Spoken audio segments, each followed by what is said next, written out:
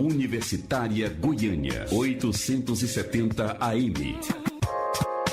Música, informação e diversidade cultural. Emissora da UFG.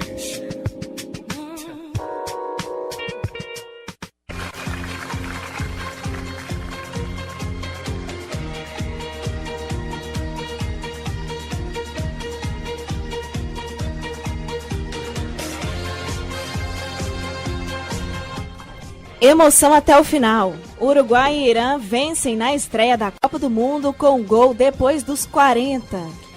Hat-trick na partida entre Portugal e Espanha, Cristiano Ronaldo já chegou metendo o pé na porta. O artilheiro de uma Copa só, a história do francês que tem recorde difícil em ser quebrado. A espera está acabando. Brasil e Suíça estreiam na Copa domingo, às 15h.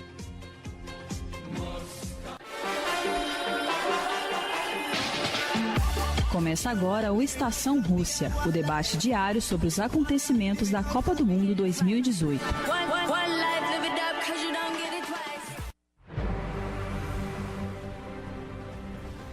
Na manhã de hoje aconteceu o segundo jogo pelo Grupo A da Copa do Brasil entre Egito e Uruguai na Arena Ekaterimburgo. E a equipe sul-americana saiu vencedora do confronto, coisa que não acontecia em seus jogos de estreia desde 1970. Sem muita inspiração, Luiz Soares e seus companheiros do ataque desperdiçaram boas chances na partida, mas aos 42 minutos do segundo tempo, o zagueiro José Jiménez marcou o gol da vitória uruguaia. O Egito, que faz a sua terceira participação em Copa do Mundo, nunca venceu na competição. E a seleção já é o time africano que disputou mais jogos sem vitórias no torneio. Uma grande expectativa da partida era a presença do principal jogador do time, mas Salah não entrou em campo. Depois da partida, o técnico Hector Cooper disse que avaliou profundamente e preferiu poupar o atacante por medo de uma nova lesão. O treinador ainda comentou que para o próximo jogo Salah vai estar bem. Com o triunfo, os uruguaios igualaram a Rússia no número de pontos, mas estão em segundo do grupo. Isso porque os anfitriões marcaram 5 vezes ontem. Já ao meio-dia do horário de Brasília, rolou a primeira partida válida pelo Grupo B. E neste confronto inédito, o Irã venceu a seleção do Marrocos por 1-0.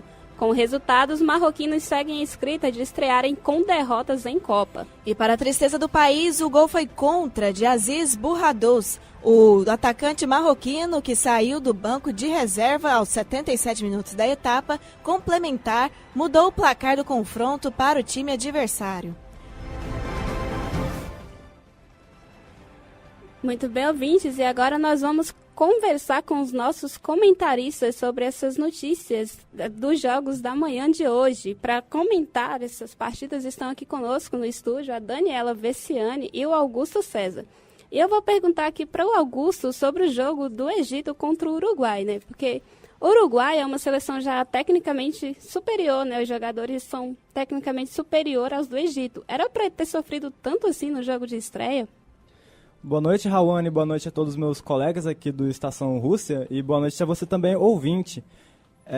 Pois é, Rawane, é como você disse, o nível superior, o nível do Uruguai era dado como superior, então todos os que estavam assistindo a partida esperavam um desempenho assim, extraordinário da equipe do Uruguai, pensava, não, o Egito é um time que vai ser fraco, ainda mais desfalcado do seu principal jogador, né, que é o Salah, mas acabou sofrendo muito, né, com os contra-ataques egípcios, então o Uruguai acabou devendo um pouco na partida de hoje. Pois é. Opa, perdão, Rawane, sem contar que o Soares errou os 3 pontos, né, uns 3 gols mais ou menos, e um deles já estava praticamente feito, então o país sentiu isso e teve a sorte de achar um gol lá depois. Muito bem, Mariana. Falando agora do lado do Egito, né? A seleção egípcia jogou sem seu principal jogador, né? O atacante do time. Fez falta ali na frente, Daniela, ele para fazer o gol da equipe egípcia. Boa noite para você. Muito boa noite para você, Rawane. Boa noite a todos os ouvintes. Olha, na situação que o Salah estava, eu acho que o técnico fez bem de não ter colocado no primeiro jogo. E o Egito mostrou que consegue jogar sem Salah.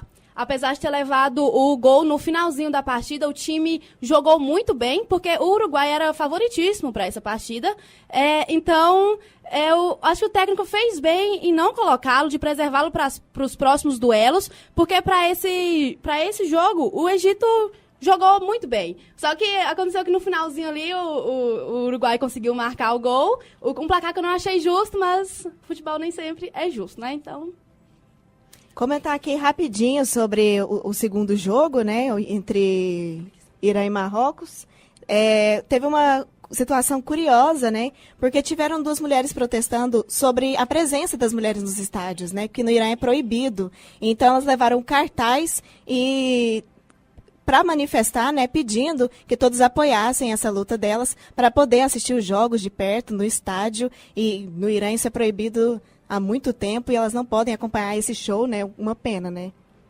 Isso mesmo. Aí esse jogo fechou o grupo A, né, na manhã de hoje e abriu à tarde o grupo B já com o jogo entre Irã e Marrocos, né? O mando era do Marrocos e Irã. E eu vou perguntar para Daniela. O Irã, no momento, já sabemos o resultado do segundo confronto do grupo, né? O Irã, no momento, é líder. Então, assim, considerando que as 2 seleções mais fortes vão enfrentar agora as 2 seleções que jogaram hoje, se o Irã vencer uma dessas seleções mais fortes, como podemos imaginar esse grupo, tipo, com essa vitória, já que esse jogo também não ficou empate, como poderia se esperar pelo nível das 2 seleções? Olha, Hannah, eu acho que o Irã venceu esse jogo de hoje, mas foi, assim, uma falta de sorte, assim, danada, né, do Marrocos, porque foi um gol contra. Então, o próximo jogo é contra a Espanha, e a Espanha vem favoritíssima para essa partida. Acho que o Irã não vai conseguir seguir nessa liderança aí, não.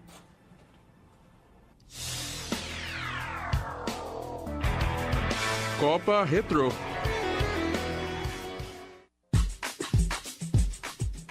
A seleção francesa de Griezmann e Pogba estreia amanhã na Copa do Mundo contra a Austrália, às 7 da manhã, no horário de Brasília. E falando de França, na Copa Retrô de hoje, vamos falar de Just Fontaine, o francês que é o maior artilheiro de uma única edição de Copa do Mundo. Confira agora o boletim de Marcelo Augusto para saber mais.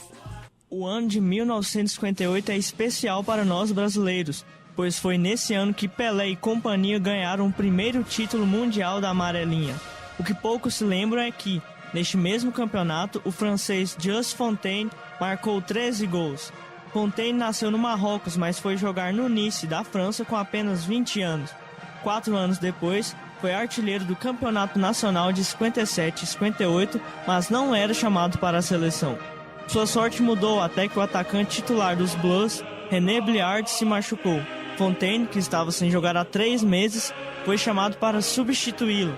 Mesmo com esses impasses, o atacante chegou para a Copa na Suécia como titular no comando do ataque. Jogando mais ao centro, o camisa 17 esbanjou bom futebol na fase de grupos. 3 gols na vitória por 7-1 sobre o Paraguai, 2 na derrota contra a Iugoslávia e somente 1 no triunfo contra a Escócia. A seleção francesa pegou a Irlanda do Norte nas quartas de final e Fontaine marcou 2 dos 4 gols franceses na partida. 4-0 fora o baile. Na semi, o adversário foi a seleção brasileira, que vinha invicta na competição. Nessa fase da competição, o jogador já contava com 8 gols e chegava embalado para o duelo com o Brasil. O confronto foi em Estocolmo e começou bem para o time de Pelé. Vavá abriu o marcador, mas Fontaine logo empatou. Porém, após lesão do zagueiro Jonquet, a França ficou com 10 homens em campo e deu espaço para verde e amarelo. Didi logo desempatou e o Brasil deslanchou. O placar final foi de 5-2 para o Brasil, que seguiu rumo ao título. Restou para a França a disputa do 3º lugar, o adversário, a Alemanha Ocidental. Muito inspirado, Just Fontaine marcou nada menos que 4 gols na vitória por 6-3. O último deles foi seu 13º na competição, sendo 7 de direita, 5 de canhota e somente 1 de cabeça. O jogador recebeu no fim de jogo seu prêmio de artilheiro. Chuteira de ouro que nada. O francês recebeu um fuzil de um jornal sueco como recompensa pelo futebol.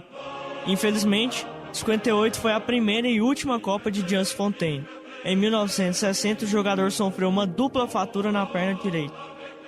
9 meses depois, ao voltar aos gramados, a perna cedeu novamente no mesmo local. Traumatizado com as lesões, o atleta do Reims decidiu abandonar o futebol. Atualmente, ele ainda é o maior artilheiro em uma edição da Copa e está em quarto com mais gols em todas as edições da competição. Na frente dele apenas Miroslav Klose com 16, Ronaldo com 15 e Gerd Müller com 13. Marcelo Augusto para a Estação Rússia.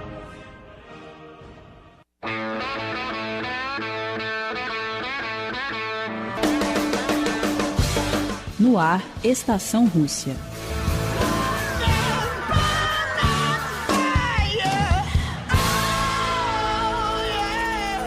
Na Universitária são 6 horas e 42 minutos.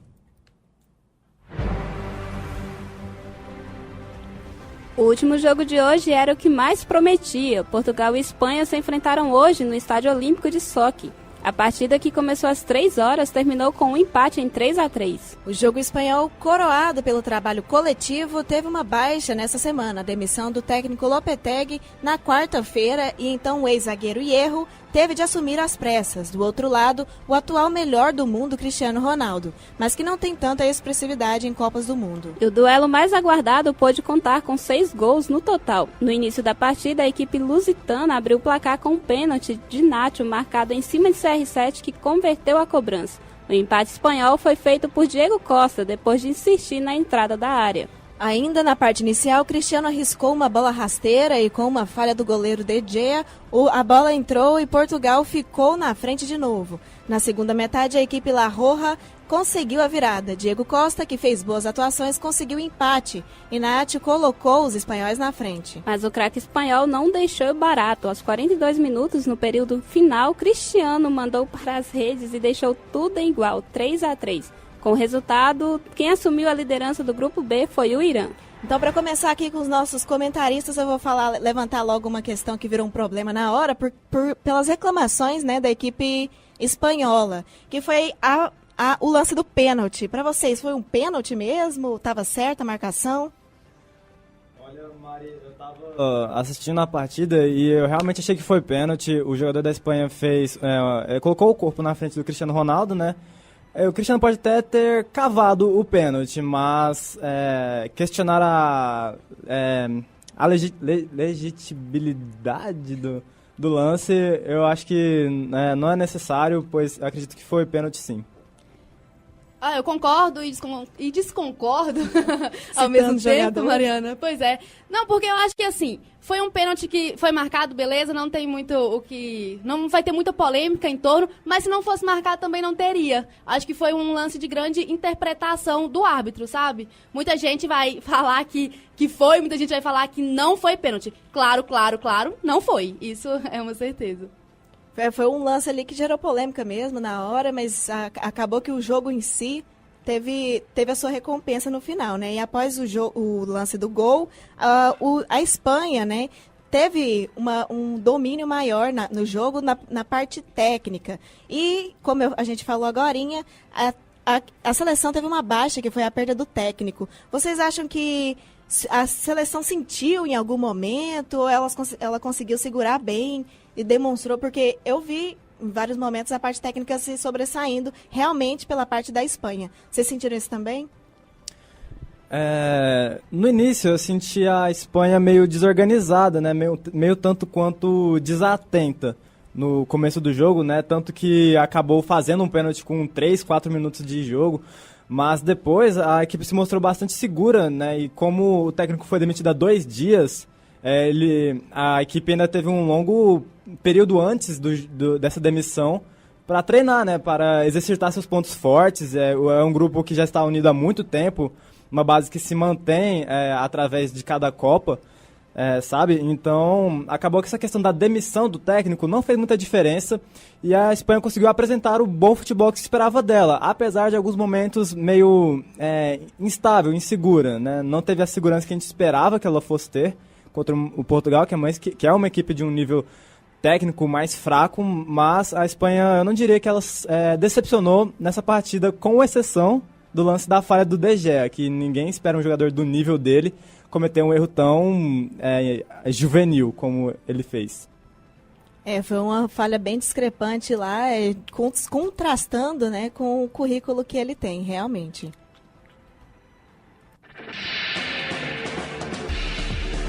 Craque do Dia.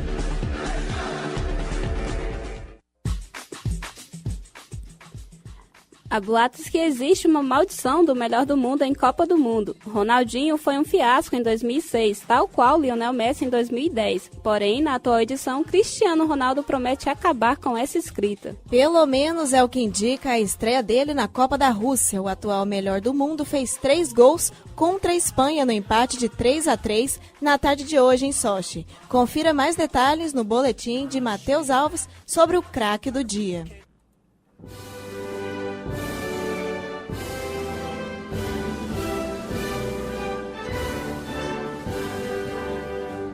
A Copa só está em seu segundo dia e já temos um artilheiro isolado. E só poderia ser ele, Cristiano Ronaldo, o português que fez um hat-trick, ou seja, 3 gols, na estreia da seleção de Portugal na Copa do Mundo. Por isso, CR7 é o craque do dia desta sexta-feira. O atual melhor jogador do mundo comandou o seu país no empate por 3-3 com a Espanha na tarde de hoje em Sochi.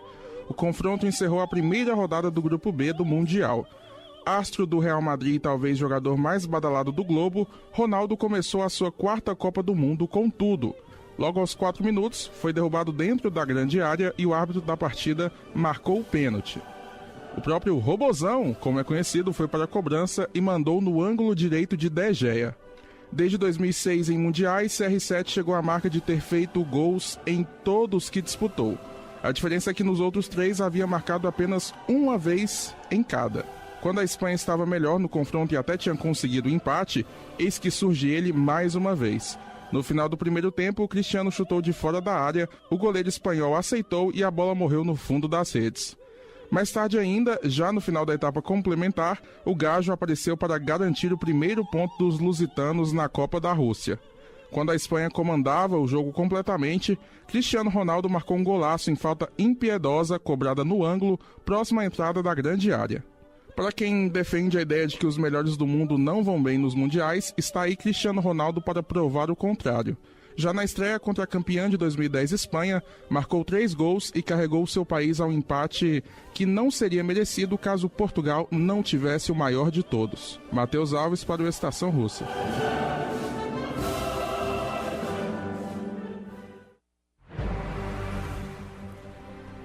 A estreia do Brasil na Copa vai ser no domingo, às 3 horas da tarde, contra a Suíça na Arena Rostov. E o técnico Tite já definiu os 11 titulares que vão começar a partida.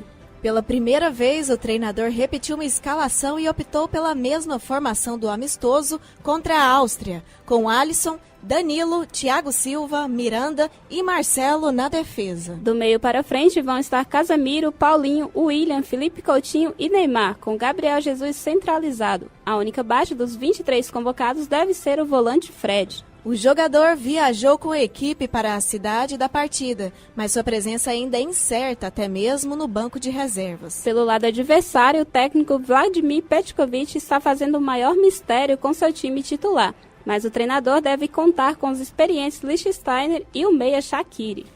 O que já sabemos é que a intenção de Petkovic é neutralizar o Neymar. O comandante disse em entrevista para o jornal suíço que o ponto mais importante é não deixar o camisa 10 brasileiro receber a bola. Como é a seleção canarina, que é a mandante do primeiro jogo, os brasileiros vão usar o tradicional uniforme de camisa amarela, calção azul e meias brancas. Os suíços também vão com sua roupa usual, com camisas e meias vermelhas e o calção branco. A arbitragem da partida também já está definida. Quem vai apitar é o mexicano César Ramos, que apitou Real Madrid e Grêmio no Mundial de Clubes no ano passado. Os assistentes vão ser Marvin Torrentera e Miguel Hernandes.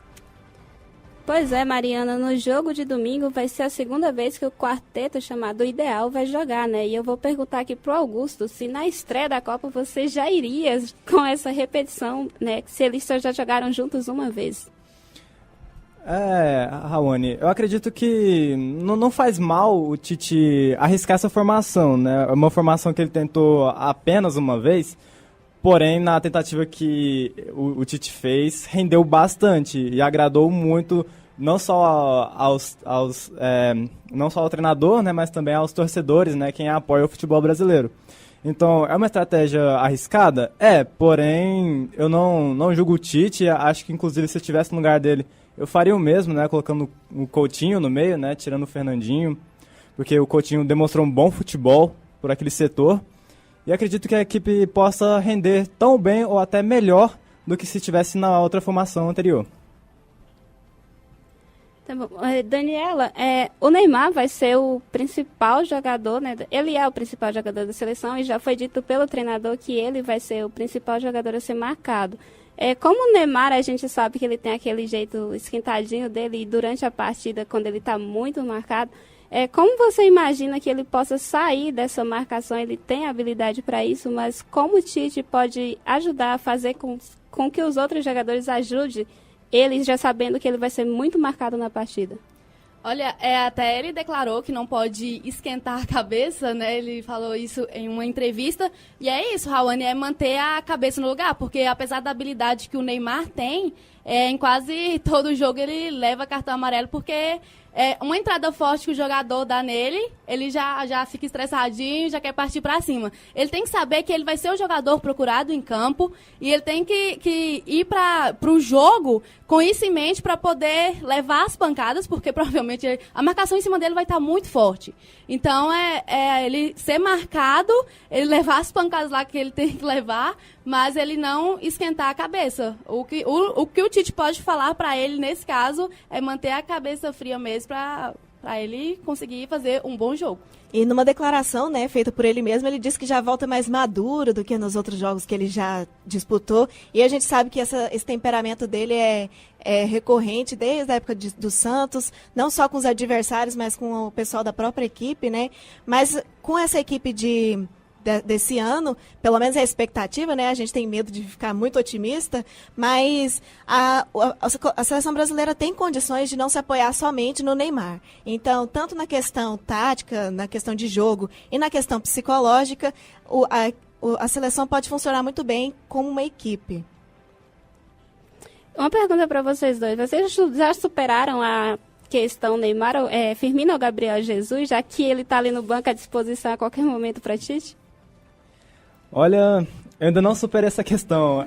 Eu acho que é uma questão que vai ser levada para frente no decorrer de toda a Copa do Mundo. A não ser que algum dos jogadores tenha uma partida exuberante e que acabe com a chance do outro, né? Eu acredito que quem tem a maior capacidade de fazer isso é o Gabriel Jesus.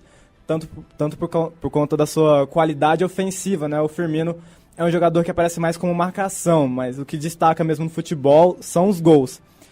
Mas, enfim, essa questão ainda não está definida e não acho que até o final do campeonato vamos ter uma definição, assim, clara. Eu concordo com o Augusto, acho que ainda não está nada definido. Eu sou apegada, ainda não superei, mas é só esperar a Copa começar para ver quem vai sair melhor. E por que não os dois, né? Na geral.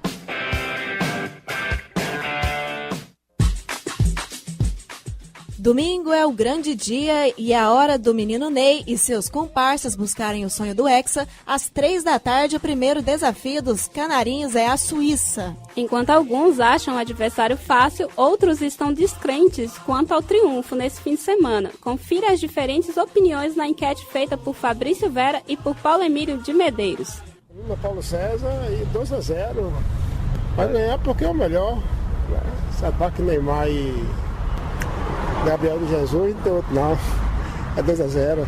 Marcos Vinícius, eu moro no Jardim Petrópolis e eu acho que o Brasil vai ganhar de 3-1 da Suíça. Meu nome é Ronaldo e o placar do jogo vai ficar em 2-1 pro Brasil. Olá, meu nome é Jéssica, moro no setor Novo Mundo. Na minha opinião, o Brasil não leva essa e não ganha. Devido aí aos brasileiros, né, assim, o Brasil está deixando muito a desejar a questão da nossa autoestima. Então, eu creio que o Brasil vai ser 4-0 ou se não 7-1, como é normal nos outros países da taca no Brasil. É isso aí. Meu nome é Leandro, eu moro na Vila Nova e o placar do jogo do Brasil vai ser 2-0 pro Brasil.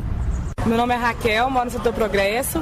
Eu acho que o Brasil vai perder porque a seleção está jogando ruim. Eu acho que o Brasil não vai ganhar. Toda vez que assim, começa ganhando, depois termina perdendo, né? Eu acho que eu não vou me empolgar muito esse ano, não. Meu nome é Lourdes Rosa de Jesus, ao lado do setor Centro-Oeste. Eu acho que vai ficar... O Brasil sempre perde, eu acho. É de 3-1.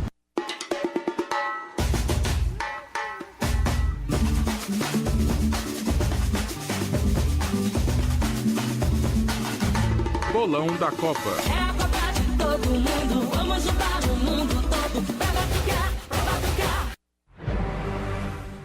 Amanhã os confrontos continuam e às 7 horas da manhã tem França e Austrália na Arena Kazan. Às 10 horas da manhã vai ser a vez de Argentina e Islândia na Arena Spartak Moscou. E o meu palpite para esse confronto, Raoni, é 2-0 para a Argentina. O meu é 3, Mariana. Acho que a seleção argentina vai ganhar de 3-0. Pra mim vai ser 3-1 pra Argentina. Pra mim a Argentina também leva, mas por 3-2. E continuando os confrontos, tem Peru e Dinamarca às 1 da tarde no Saransk. Croácia e Nigéria jogam quase 4 horas da tarde em Kaliningrado. E domingo, a Costa Rica vai enfrentar a Sérvia às 9 horas no Samara. Ao meio-dia vai ser a vez de Alemanha e México no Olímpico Luzhniki. E o tão esperado Brasil e Suíça às 3 da tarde em Rostov. Para mim, o Brasil leva de 3-0. O mesmo resultado para mim, Mariana, 3-0. Quase tomaram meu resultado, vou falar 2-0 agora, então. Eu vou no 3-0 também. Na segunda-feira, Suécia e Coreia do Sul jogam às 9 horas da manhã no Nizhny Novgorod. A Bélgica enfrenta o Panamá ao meio-dia no Olímpico de Sochi. A Tunísia joga contra a Inglaterra às 3 horas da tarde em Volgogrado. E o meu resultado para esse jogo é 2-0 para a Inglaterra. Perdão por te atropelar, mas eu vou apostar também na Inglaterra, que vai levar de 3-0.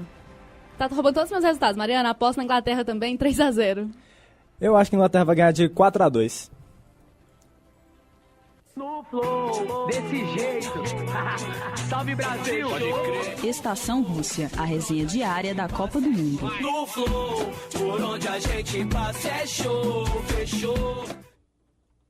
Na Universitária são 6h59, chega ao fim a Estação Rússia dessa sexta-feira, dia 15 de junho de 2018. A ancoragem foi de Mariana Siqueira e Rawane Rocha. Comentários de Daniela Versiani e Augusto César. Com produções e reportagens de Marcelo Augusto e Matheus Alves. A direção de estúdio ficou por conta de Matheus Alves e Tandara Reis. Com trabalhos técnicos de Ana Cláudia Rezende, Clóvis Henrique e Sandro Alves. A orientação é do professor Ricardo Pavan, com direção geral de Márcia Boarati. O Estação Rússia é produzido por estudantes de jornalismo da UFG e para sugestões e participações, basta ligar para 3521-1936. Uma boa noite, ouvinte. Boa noite, Mariana. Boa noite, Rawane. O Estação Rússia volta amanhã às 6h30 da noite. Perdão, na segunda-feira. Na sequência, você fica com o programa A Voz do Brasil.